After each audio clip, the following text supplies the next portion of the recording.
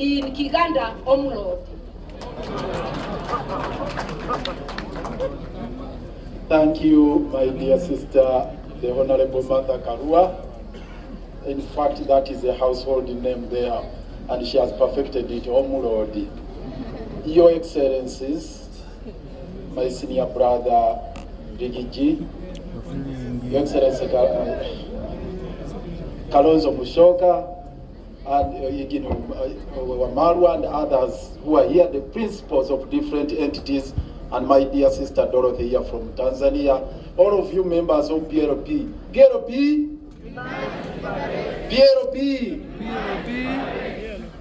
Well, I'm equally honored to be here, to be part of this historic moment as you unveil this new platform. I bring you warm greetings from the people of Kampala, my colleagues, all the progressive forces. They send you warm greetings, Honorable Martha Karua, and all of you, the people of Kenya who are determined to champion the cause of change. We salute you all and congratulate you on this great milestone. In the same vein, we do wish to convey our profound gratitude to the Honorable Martha Karua for standing with us, the people of Uganda. Ladies and gentlemen, I am speaking for millions of Uganda there who admire the courage, the determination, the steadfastness of Honorable Martha Karua here.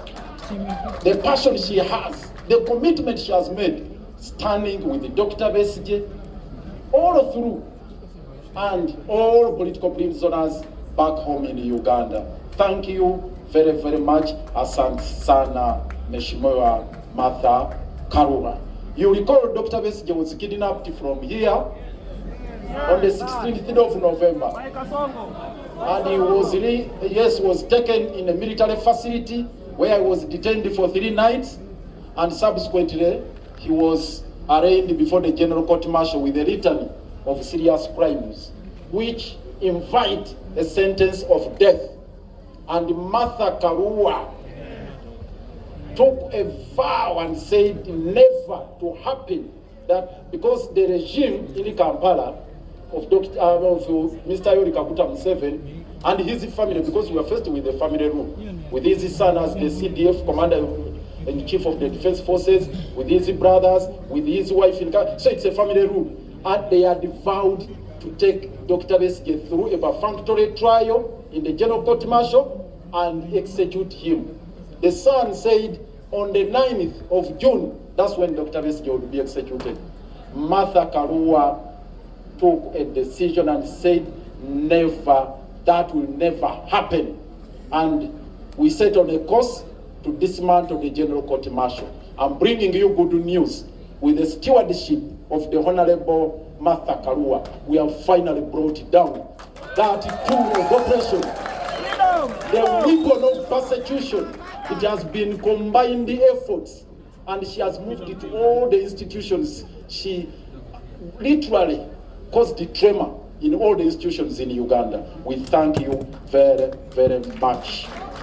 Now, a call, as I conclude, a call to all of you here, the principals, the people of Kenya, and all of us.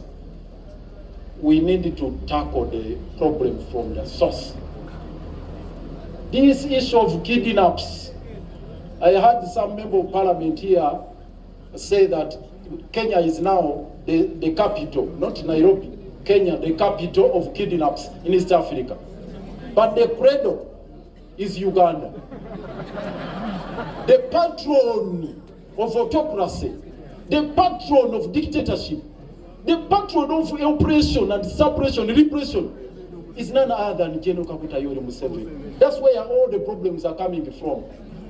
And I must commend the Gen Z during Mandamano who paid a visit to our embassy here. Thank you. You paid a visit, a courtesy visit. Please, it was a courtesy visit. But it was a serious one. And it sent very powerful signals back in Kampala. And the same problem emanating from Uganda, it is spilling over Now in Tanzania, in DRC, again our headquarter, our embassy was attacked, was invaded. And the people of DRC are wondering, Uganda, our second forex earner after coffee, is gold. Our second forex earner, our second major export is gold. But we don't have gold mines in Uganda. How can this happen? So in DRC they are crying. South Sudan they are crying. Kenya here, we got shocked. And this is my call. We got shocked. Notwithstanding the fact that Martha stood with us and all of you people of goodwill, the government demonstrated in iconoclastic attitude towards this problem. Yet Besigye was kidnapped from here. There was no official statement to condemn the act of rendition. Up to the present moment, it has not been made. And remember, Museveni's son had warned Kenya that one day I will invade Kenya. Indeed, he abused the territorial integrity of Kenya, crossed over to riverside here, kidnapped Besigye, and took him back without even going through immigration. And the government of Kenya has not defended its territorial integrity, not taking Uganda to ICC or the other international fora, and that is a matter which is really baffling us back home. So we invite you that we continue with the solidarity, we fight the transnational or cross-border abductions and all these other forms of transgressions as a people united under Jumuiya. We espouse those values under the treaty. They are talking about a treaty to exchange what they call political dissidents, but political prisoners, that there is an agreement between Kenya and Uganda. Martha has put them to task and ourselves to explain and put it on table. Up to now, they have not laid it on table. We ask the government of Kenya, I'm glad the MPs are here, the senators are here. Why don't you demand for that treaty to be put on table? That you have an agreement between Kenya and Uganda to exchange political prisoners. That has taken us by surprise because there is a treaty which provides for the mechanism and the procedure. We have extradition laws which are being abused. So all these are serious matters we need to pursue jointly and in a concerted manner, local here and in Kenya, in Uganda, East Africa level, at a continental level and international level. Finally, Martha has mobilized quite a number of lawyers from all over Africa who are storming Uganda to fight for justice, to fight for equity, to fight for fairness. Thank you very much.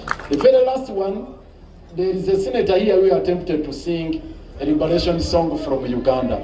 Allow me just to bless this historic moment with this song. We shall overcome, we shall overcome, we shall overcome someday. Deep in my heart, I do believe we shall overcome someday. This one, the very final one. Never surrender. If I come to never surrender, the very final one now. The name Kasonga is featured prominently here. And I felt so much, I mean, I don't know, I can't even express the kind of emotions I felt. But I thought I would be doing injustice to you if I did share with you this liberation song. We don't have copyright for this. This is Museveni's song he came with from the bush, but it's a good one. Listen to it.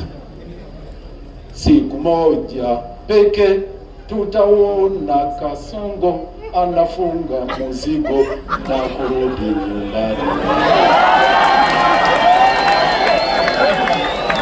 I'm not good at singing, but let me repeat it. Siku moja peke tutaona Kasongo anafunga muzigo na kurudi nyumbani.